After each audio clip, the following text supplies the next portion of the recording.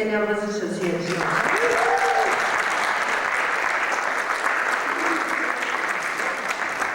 We use creative art here at Hosanna, and creative art is dance, song, drama, the spoken word, multimedia, music. And we do this to explore topics and issues that are in our lives and our world today. And guess what we've got tonight? You'll know that already, because that's why you came along, because we're all going to lean on each other. So if I can get everybody to lean, just joking. And then the other way. Everyone lean the other way. We're going to explore what it means to lean.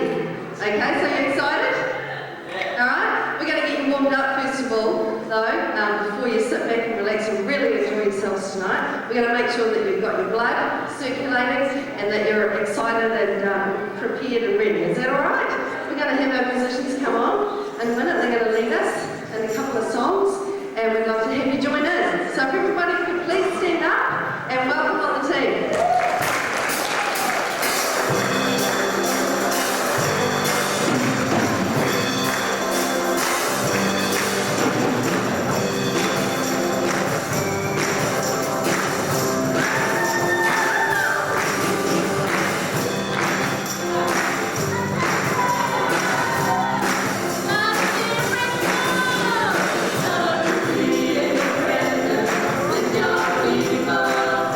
be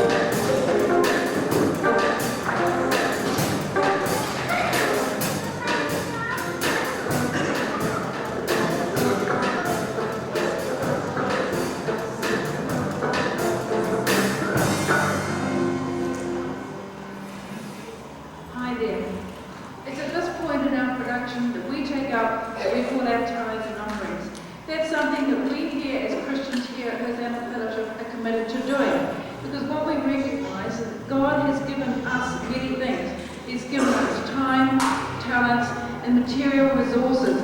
And our response to God has to be to honour Him by giving back to God some of the things that He gives us. And our material resources are one of those things. So to you, our guests and our visitors, could you help us out just by passing the bag along as it comes past? There is no expectation that you will put anything in. But if you would like to do so, thank you very much. And while it's happening, I'll pray for your offering. Father, I thank you for what you've given us. I thank you for all the blessings that you have given us. And I thank you for this opportunity to give back to you some of the things that you have given. In Jesus' name, amen. Next week, you'll see that there's something really exciting happening. We are having a travelling roadshow. It's been travelling right around the whole of the country. And next week, it's stopping here in Porirua to visit us and to play. It's a musical. It's a musical called Reason Why.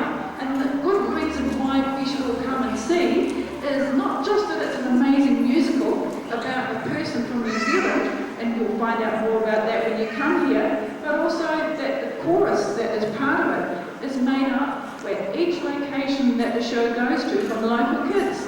So you will see some people that you know on stage here next weekend.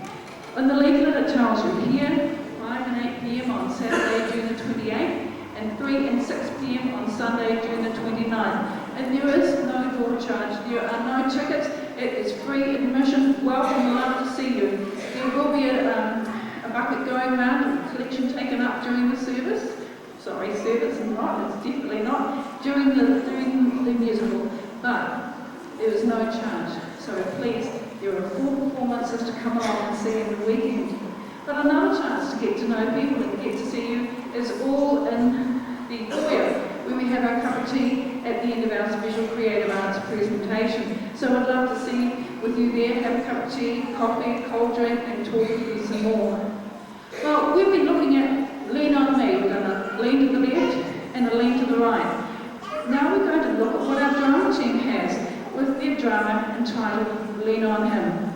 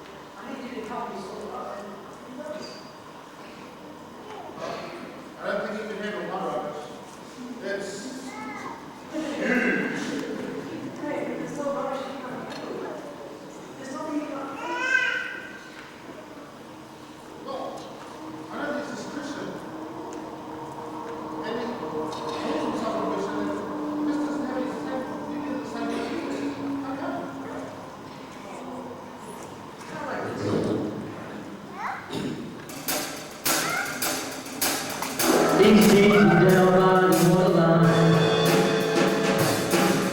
those much of thinking all the time. You see the rise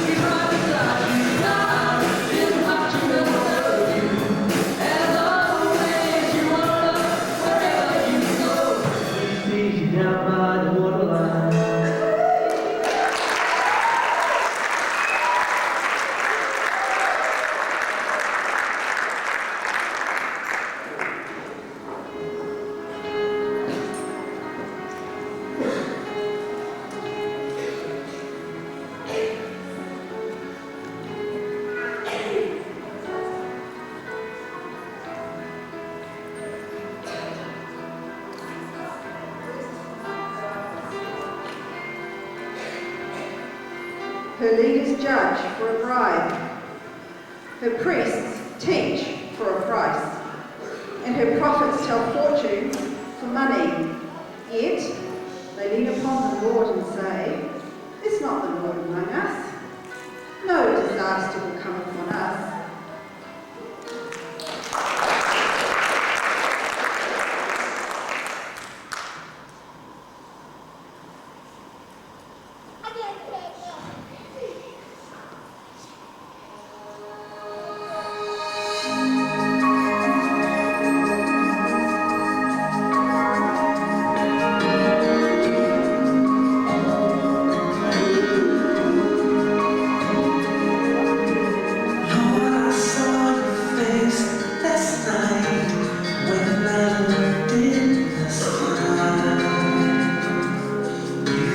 You are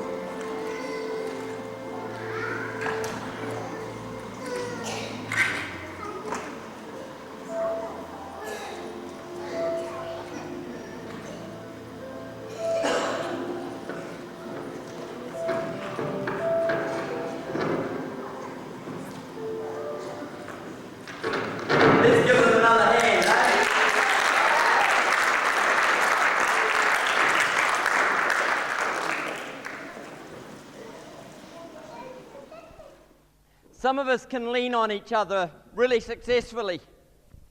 Pauline can lean on me, but it's a disaster if I lean on her. I'm twice her weight.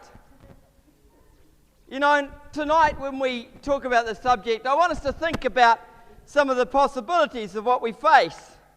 You see, we all have different perspectives about things. And we often feel real good about ourselves when sometimes maybe it's not justified. Sometimes maybe we have a perspective that's not always healthy. Sometimes we think we're worse than we really are. They're the varieties. Well, you know what some men are like. There was Marvin. He was sitting in his usual place in the morning at the table reading the newspaper. And he came across an article about a beautiful actress that was about to marry a football player who was known for his lack of IQ.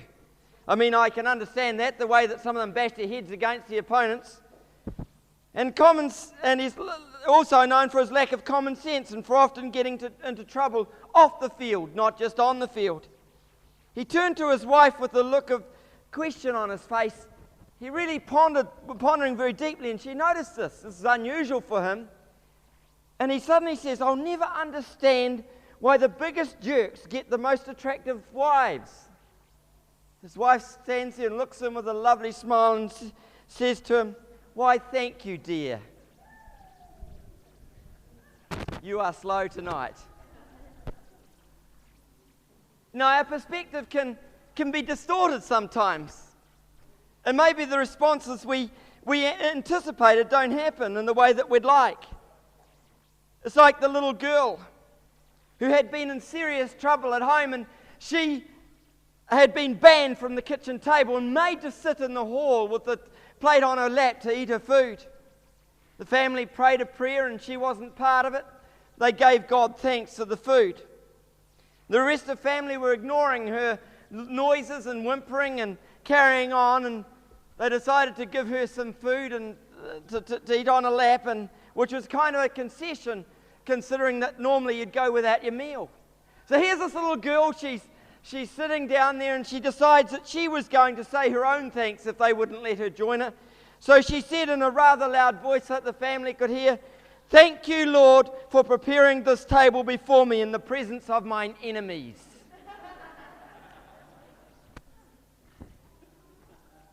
She wasn't part of the community, and she wanted everybody to suffer just because she had done wrong. Or we get the Roadrunner. Story of the Roadrunner. You know what it's really all about? It's about something that we've popularized, and we sit there and we laugh at the Roadrunner, me included, if I happen to see it. I haven't seen it for a long time, in case you think I've been finding where it's on. I'm not even sure if it is on at the moment, but never mind. But the Roadrunner, you know the story. Mr. Coyote, always trying to catch and kill the Roadrunner. So he sets up boulder drops, he sets up explosions, he digs holes in the road, and no matter what happens, the Roadrunner fearlessly runs on. He'll come through a second earlier, and the old wily coyote, he'll look and he'll be wandering around wondering what on earth's happening, and he'll go over and he'll go to check to see what happened with his boulder, and he pulls the string just to check that it was tight, and you know what happens? Thump! And he gets up and he walks away again. Every time. You know really what the Roadrunner is all about, and why we laugh about it, and why it's so popular, I believe, because it's really all about our independence. The fact that we think we can do it on our own.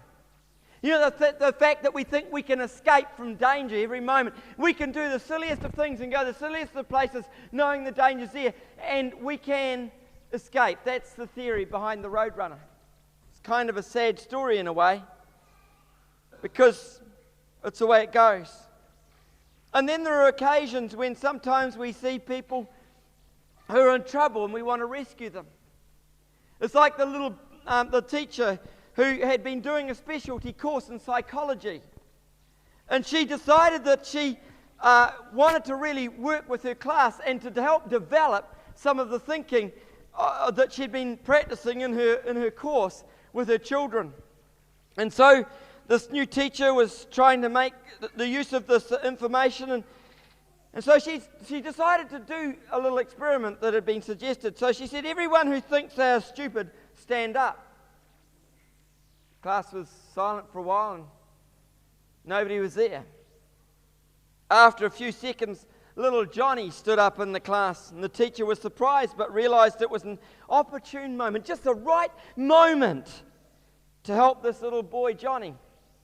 "Do you really think you're stupid, Johnny?" she asked.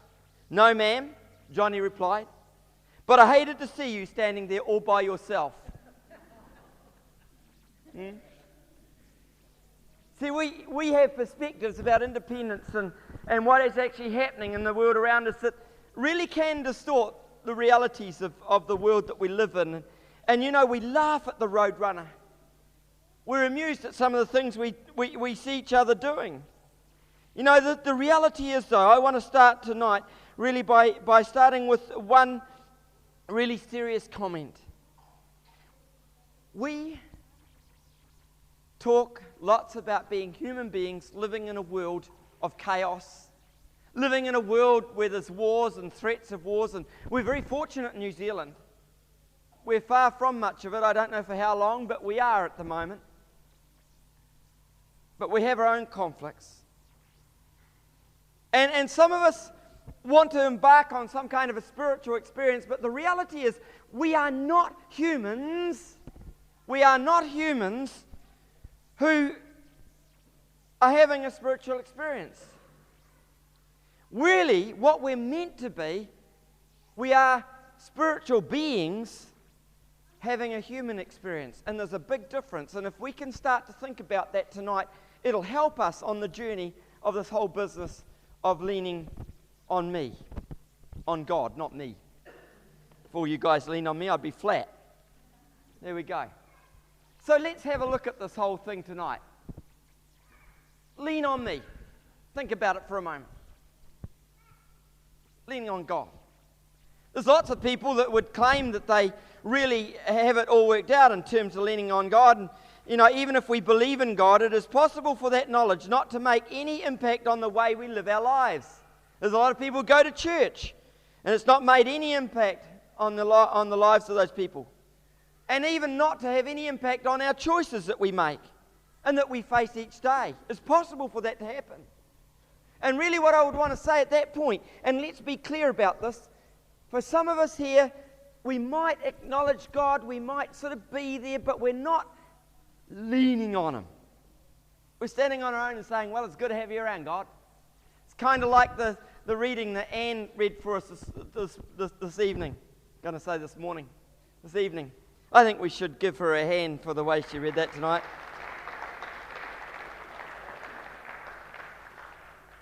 It's talking about the people of God. These are meant to be the people of God that this message is addressing. And in the book of Micah, Micah was pretty tough prophet. He was one of the minor prophets, and he said, her leaders judge for a bribe the people of the land. Her priests teach for a price. Now the leaders in those days were meant to be spiritual. And her prophets tell fortunes for money. You heard, that's pretty familiar in today's world. Yet they lean upon the Lord and say, is not the Lord among us? No disaster will come upon us. That's pretty much interesting. That hundreds of years ago, the same thing was being said by the people. The Lord's around here. So we don't have to worry because no disaster will come upon us. But boy, does that change when you're facing things like 9/11.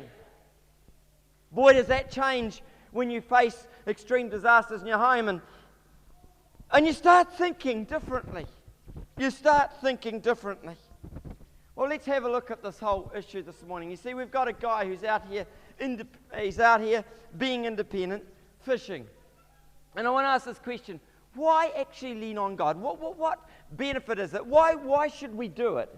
I mean, because God set the world in motion, and there's sort of this theory that's been going on in history that says, well, God set it in motion, He let it go, He wound it up like a clock, He's let it go, and one day He'll pull it all back together again and everything's fine. Well, that's a good theory, but it's not what He says, it's not what God says, it's not what is true. So why lean on God? Well, people would say, well, I don't need to. I can do it myself. I can cope with life. I don't need God. In fact, I've even had people say to me over the years, I bet you came to God because you went through some horrible things and your life was falling apart and all the rest of it. Well, I didn't even feel that way at the time. I mean, certainly when the guy who spoke to me needled the issue that was in my life, it wasn't something I was sitting there thinking consciously about. I wasn't traumatized right at that moment or anything like that. And this guy sort of nailed me to the wall with an issue. And I just got to say that that's not always the case. And the confident thing I had was I could do things myself. And I have every reason to be able to say that kind of thing. You know, I've been fairly well gifted with ability. But at the end of the day, it wasn't getting me anywhere. In fact, some would say, I don't even need him. Some would even say, well, you know, I don't even know whether he exists. The reality is, though, we can say what we like and do what we like, but it won't actually reshape reality. So why lean on God? Why exactly should we? Well, I want to pick on two fellows in history. You know the time when Jesus was dying on the cross? He was there and there were two other guys. Two guys who were one on his left. Mr. Independent. We know he was Mr. Independent because he was the kind of guy who sort of says, okay, Jesus, you're so great. You know, he's dying. I mean, he's not just on death row, he's on death soon. You know? He's dying. And, oh, come on, Jesus, you reckon you could do all these things? Get us down from here. What a dumb guy. He's just dying, you know, and you ridicule the other guys on the cross with you. Kind of a stupid thing to do. I mean, what a pointless existence. In the last moments of his life, he's going to ridicule somebody. Why? Mr. Independent. He was so sure about things. He didn't even want to own totally what he'd done. He wanted to justify himself. He wanted to feel good. He was going to die a hero, criticizing somebody else. Pretty classy style. It's pretty typical of a lot of Kiwis. And this guy was sort of in real serious trouble. But there was another guy on the other side. He was a different kind of person. Because this other guy on the other side was struggling with some reality. He was looking at the reality that he was facing right now. He was dying. But he also seemed to know some things that this one who was on his left just didn't know on Jesus' left. That's your right. He seemed to be saying things a little differently. You see, one of the criminals, the one who hurled the insults at Jesus, aren't you the Christ? Save yourself and us, said he. Well, this other guy who came along, or happened to be hanging around, he said this, don't you fear God? Since you are under the same sentence, we are punished justly. For we are getting what our deeds deserve, but this man has done nothing wrong. Two totally different attitudes. Two totally different guys. One being independent, and the other guy was dealing with things quite differently. You see, he was relational. He understood the value of what had happened. He understood the value of the fact that both of them had done wrong, and he didn't make any assumptions. He had obviously thought about the whole deal, and he knew Jesus was being crucified for nothing that he had done at all. And let me tell you the background of the story. You see, the whole thing is that Luke, who actually wrote about this account, right at the beginning of his book, he wrote to his friend Theophilus, and he said, Theophilus, I've gotten together all this information. He was a doctor, you see, Luke was, a well-known doctor of his day.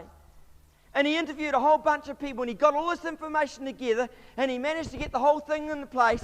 And he got a lot of information really accurate. In fact, if you read the Gospels, you'll notice that Luke is really specific in his detail. Really high-class thinking and working through stuff. And he's really drawing a point out here that there's two guys who are totally two different extremes. And Jesus' response to this guy was incredible, because he was dying too. Because the guy, first of all, rebuked his mate who'd done wrong as well. Then he spoke to Jesus and he said, Jesus, remember me when you come into your kingdom. And Jesus answered him, I tell you the truth. Today you will be with me in paradise. Now, what's the difference between these two guys? One was stoically independent. He didn't care a hoot. He had as much information at his fingers as the other one. But he refused to acknowledge it. He refused to accept it. Whereas the second man, a relational person, who realized that he had really messed up his life and realized that Jesus had done no wrong, and realized there was something significant about him. In fact, with the information he'd gathered, he realized that Jesus had a kingdom he was headed for. That was pretty profound, because he actually realized more than some of the disciples that were actually followers of Jesus.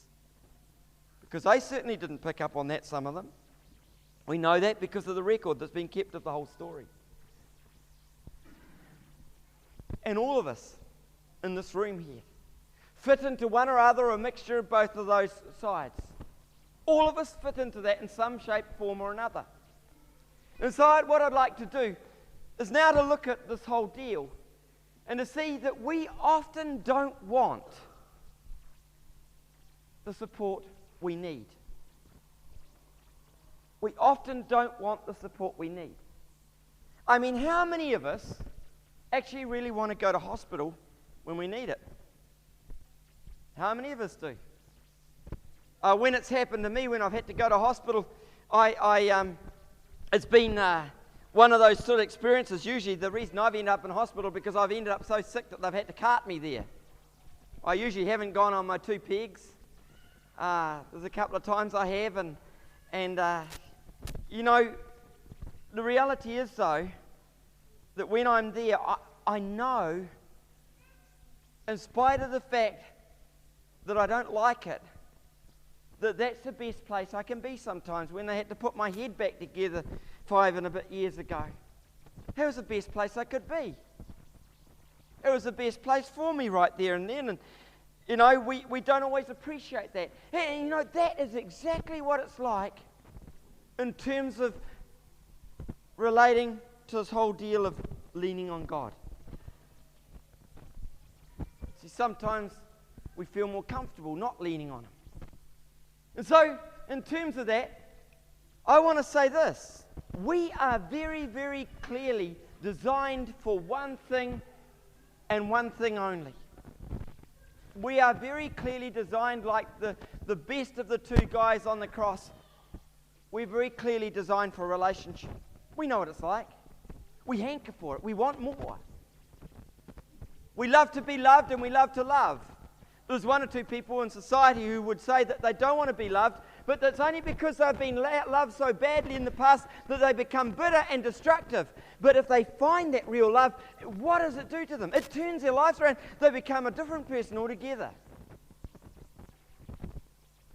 I'd like to suggest that what is actually happening in terms of what Jesus said is that each one of us, we can believe in God, we can even go to church, we can do all sorts of things. We can have all the knowledge we want.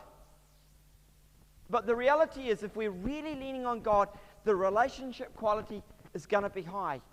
We're going to be nurtured like babies in His arms. We're going to have things happen that we didn't expect to happen in our lives. And when we're leaning on Him, it makes a big difference, a major difference for each of us.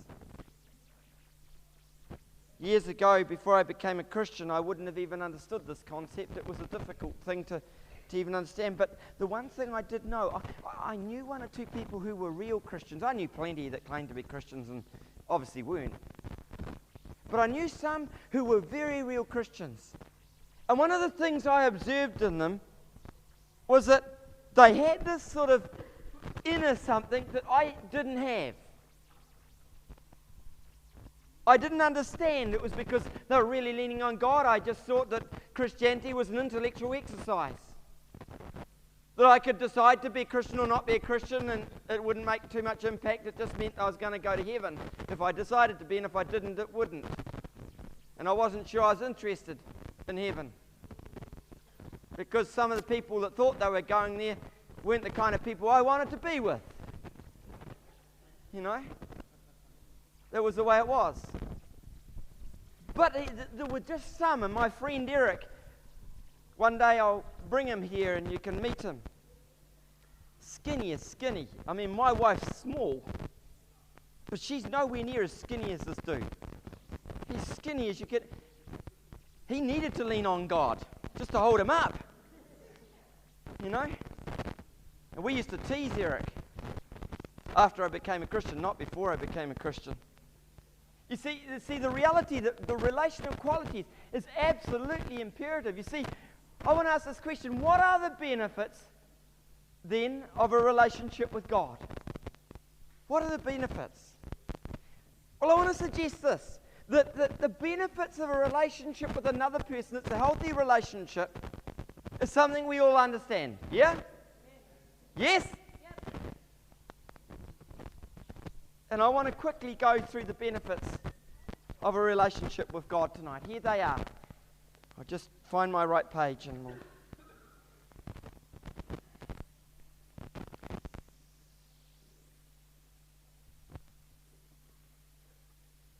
Here we go. The benefits. It's not just when we're in trouble in a life raft in the middle of the sea. God is our life raft.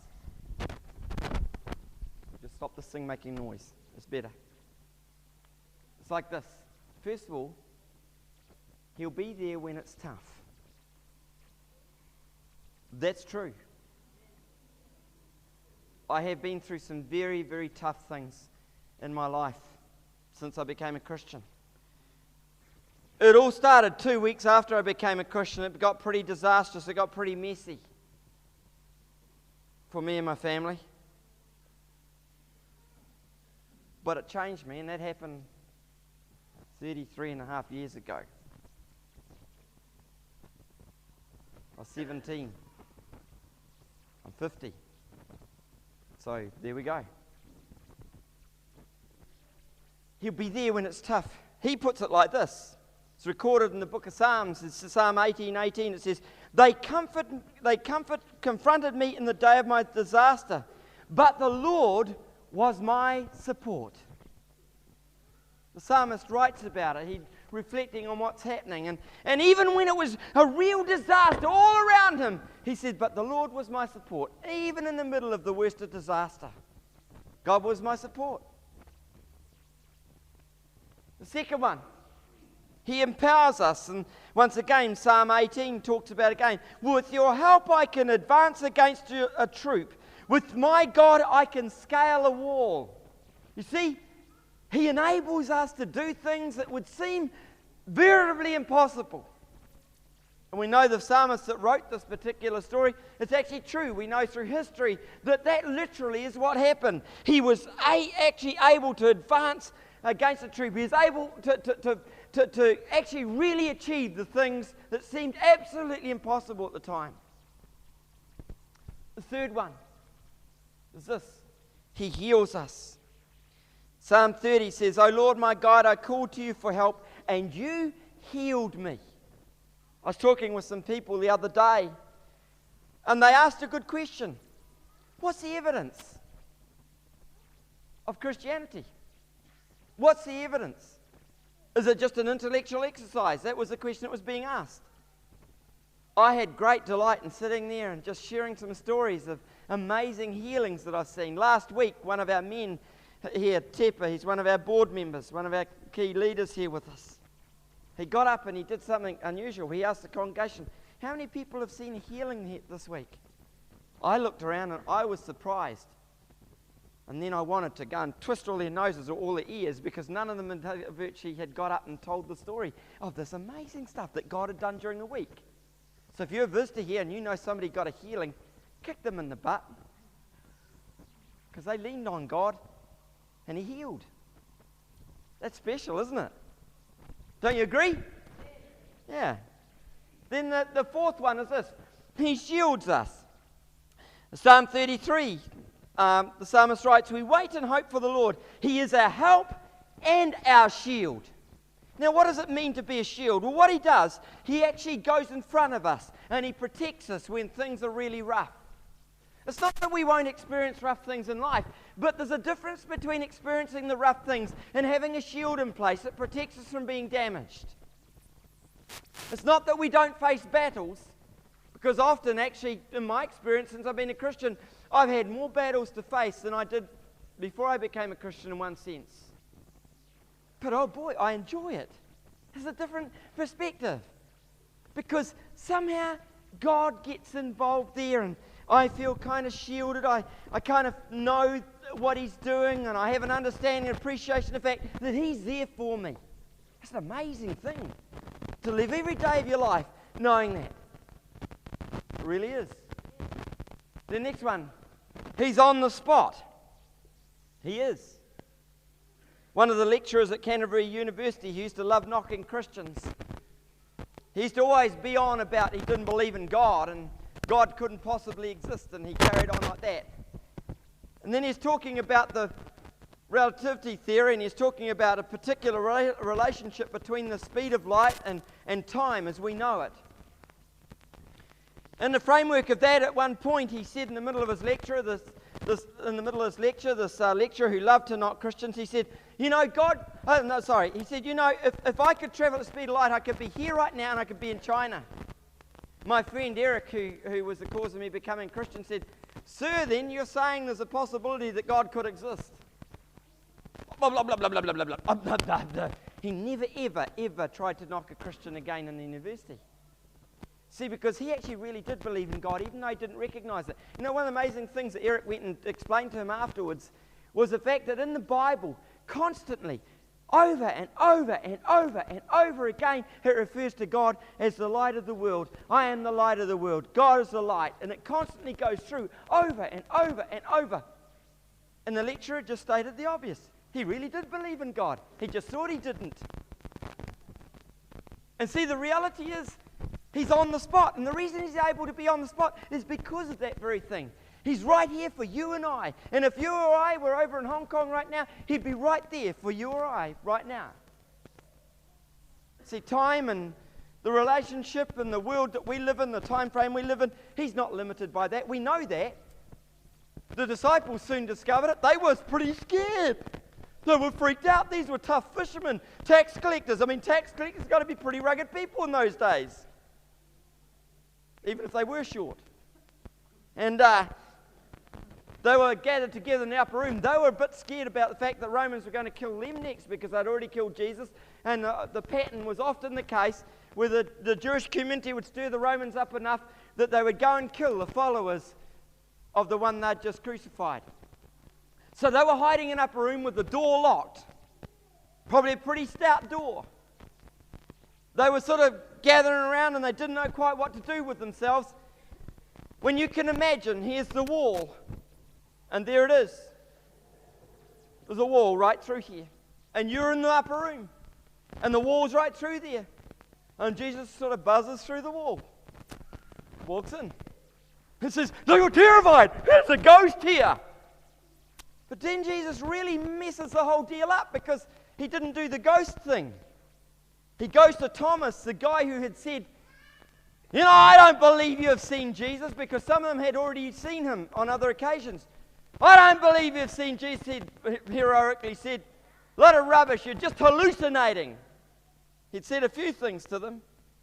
You know what Jesus did when he came floating through the wall? He said, here, Thomas, touch my hands and my side, where the Spirit had been in him. Thomas didn't even bother touching him. He just said, "My Lord and my God." He's on the spot. Limitations that we know to be real for us, physical limitations, aren't even a deal for him. If he can live like that, then what an amazing thing that he can do. Then the next one is, he sustains us. I forgot to read the on-the-spot passage, didn't I? Yet I am poor and needy. May the Lord think of me. You are my helper, my deliverer. Oh my God, do not delay. Do not delay. You can come any time.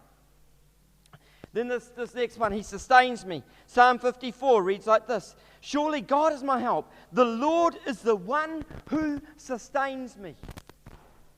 In fact, it says the whole universe is held together by the power of his hands. Scientists still can't understand right now why the world doesn't blow apart, because really, with atoms and the way the whole thing works, it should just fly apart. But mysteriously, it all stays together. Electrically, it should fall apart. Theoretically, with the nuclei and the atoms floating around the way they should, things should be getting into a real mess. If we tried to create the same thing, it would fall into a mess. But the whole deal stays together. He's able to sustain the universe. He's able to sustain us. And then we've got the next one. He answers us. It says this, Psalm 56, he says in verse 9, Then my enemies will turn back when I call for help. By this I know that God is with me. The psalmist is saying, I cried out for help, and my enemies mysteriously turned back. Stop trying to attack me. He answers. He answers me. He answers each one of us when we call to him. But he won't answer all the time, because there's a passage in Malachi that says, they call to me, Lord, Lord, all the time, but they don't do what I want them to do. And so I'm not going to hear them. I'm not going to listen. There's lots of people that call Jesus Lord, but that doesn't make him Lord in their lives, because they're not doing what he says. They follow all sorts of ideas and thoughts and crazy men's notions, delusions, and everything, and their own ambitions. God's not going to play with that. He wants a relationship. That's when he answers us, because it's like with your children. When they're being naughty, you don't want to give them good things, because they don't deserve it. You give them good things, you're going to destroy them in the long term. If every time they're naughty you give them a reward, you know what's going to happen? So my girls came home from school one day over at Cannons Creek School here. Both of them separately on two different parts of their life at school. So I want to be naughty, Daddy. What do you want to be naughty for? You're a pastor's daughter, don't you dare think that way. I didn't say that loud, You want to be naughty. Why do you want to be naughty? And both of them told us exactly the same story about 2 or 3 years apart. Why do you want to be naughty? Because if you be naughty and then you be good at school, you get a reward. But if you're just good all the time, you never get rewarded. What does that teach these kids? You see, God doesn't deal with us like that. He doesn't deal with us like that. He's very consistent. But he's promised to be there. He answers us. Then we got this thing. The next one that was meant to be up was that he delivers us. It's gone.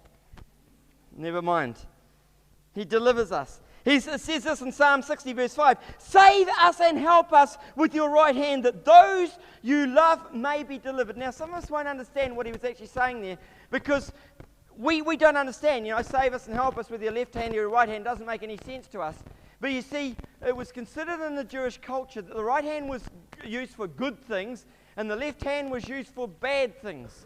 They didn't have toilet paper in those days, so the left hand was used for, you don't have to explain it. And the right hand was used for shaking the hand and greeting people. The left hand was used for dirty things, the right hand was used for good things. So when they said, save us with your right hand, they were talking about God's best, his best he could offer, the good hand. And when you go to the right of God, when on Judgment Day, that means you go on the good side. And the people go on the left, you're going on the pooey side. No? That's really what it comes down to. And so I want to finish tonight by thinking about this. Tonight in the song that the guys sang, the words resounded over and over again. God is watching over you. It's true. It's true. It's a reality, whether we acknowledge it or not. It doesn't change anything. God is God, and that's the finish. Doesn't change a deal at all. And then the dance, I said, every time I feel your touch, I know I can face tomorrow one more time. You see, because whoever was writing that song, whoever was expressing it, knew that if they lean on God, you always feel His touch. One more time, every time. One more time, every time. Let's disappear. I wanted to finish with the words, trust in the Lord with all your understanding. Acknowledge Him in all your ways. And you know, the reality is if we do that, He will be with us. He's promised to be with us. And there's some of us in this room here tonight who claim to be Christians, but we know that we're not really doing. And some of us here who haven't, and you've had a tremendous amount of courage to come along here tonight, because it's a bit risky going to church, especially with a crazy life like this life. It's a bit risky. But the reality is, each and one of us, if we really on Him in the way that He designed us, His promises that I've already explained to you on the sheet here are always constant. He always promises to be with us. He always gives us the assurance that He'll be our help. He'll be our strength. He'll heal. He'll do these amazing things for us. And I would desire that every one of you would know that. Beyond what you've ever known. So if you've already known a little bit, that's not good enough. You can know more. Why not? If you haven't known it before, well, you've got nothing to lose. And leaning on Him. He said you're not going to chop you down. Oh, you might have to deal with some issues in the process, but they don't help you sort that out. Because He's promised to be there. So I'm going to ask Him to help sustain us, to help us to figure it out, and to walk with Him. And if you'd like to join me in a prayer, you know, my daughter said, Dad, you need to pray a little shorter, so I'm going to try that. My best review team. Let's pray. If you want to talk to God, then feel free to talk to God with us. Father God, tonight when I come to you, we just want to say that sometimes we've leaned on bamboo sticks with split our hands in a kind of emotional way. And Lord, we want to lean on you. It's not even parallel or a stick or a rod or a staff or whatever, because you're God. No matter which way we lean on you, as long as we lean on you the right way. Some of us here tonight, we've leaned little bits and we've dived off, and we've leaned little bits and we've dived off because we haven't even been trusted you, and we're sorry for the times when we've let you down on that end. But some of us here that have never really leaned on you, or we've leaned on you just teeny weeny bits in our lives. And sometimes we want to manipulate you, and that's not really leaning on you. We just want to say tonight, we are sorry for the times that we've missed out. And help us to know what it is to know you, the healing, loving, sustaining, powerful, living, relational God, that we might know you for real. So help us, we pray, and forgive us for the things we have not done and have done that have been an offense to you. In Jesus' mighty name. And they will say, Amen. Well, with that stuff, taking on a little bit of journey tonight, I pray that this week will be different because of what you're doing. If you want to talk, you'd like us to pray for you. There's people available to do any of those things. There's a cup of tea following now, but before we go, let's give a great big